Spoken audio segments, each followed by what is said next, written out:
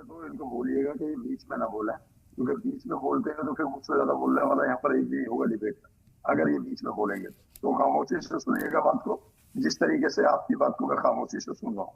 अब मुझे बताइए 2020 में तेजस्वी यादव ने कौन सा तीर मार लिया? अगर सीटें जीत ली 75 तो, अरे हमने तो 20 से 19 लड़ी और 5 जीत ली। हम तो 25% का 25.5% का हमारा रेशो आया है। तो बिहार में कोई आपने तीर नहीं मारा है। पहले भी 15 साल आप सरकार चला चुके हैं, आपकी मम्मी सरकार चला चुकी है, आपके पापा सरकार चला चुके हैं। वो क्या किया है आपने वो सबको पता है। अब आ जाते हैं दूसरी बात पे।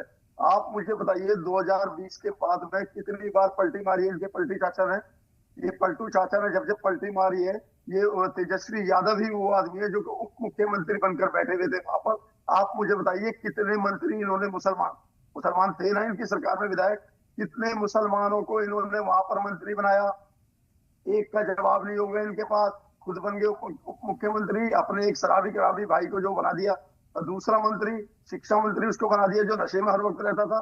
ये हालात है इनके। इस पर्सनल तरीके से कमेंट मत सरकारें कीजिए, चलाते किसी हैं। की पर्सनालिटी को लेकर उनके ऊपर कमेंट मत कीजिए। सुनिएगा पहले। अब आ जाते हैं इन पर।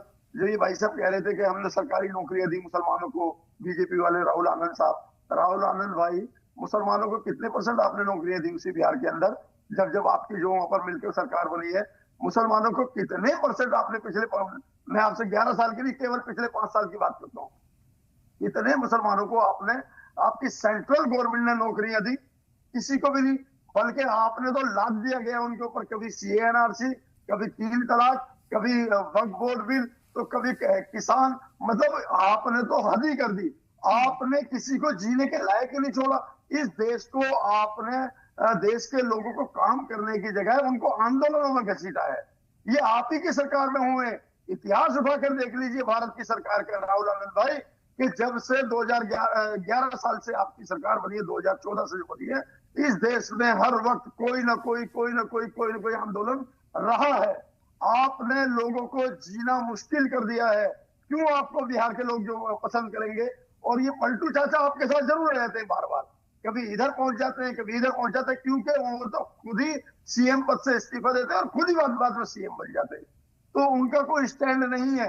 मैं तेजस्वी यादव की बात करूंगा। तेजस्वी यादव से हमने अगर लेटर लिखा है तो वहां के मुसलमानों के हक के आधार पर लिखा है। उनसे भीख नहीं मांग रहे हैं वहां का मुसलमान। हम वहां के मुसलमानों के हक के आधार पर अपने किसी पर्सनल प्रोपेगेंडा को सेट नहीं कर रहे हैं, अपनी चीजों को सेट नहीं कर रहे हैं। वहां पर हम आपसे कुछ नहीं कह रहे हैं। हम कह रहे हैं वहां के कितने मुसलमानों को आप मंत्रालय दोगे, वहां पर कौन मुसलमान होगा जिसे आप मुख्यमंत्री बनाओगे? हमने कब कहा कि आप हमारी पार्टी के को बनाना? हमने तो कभी भी नहीं कहा। लेकिन क्योंकि आप बंधुआ दुश्मनों पीठ पर छुरी मारने वाले आप लोगों को, इसका खामियाजा आपको अब आज़ मोहम्मद 2025 कुरैशी के साहब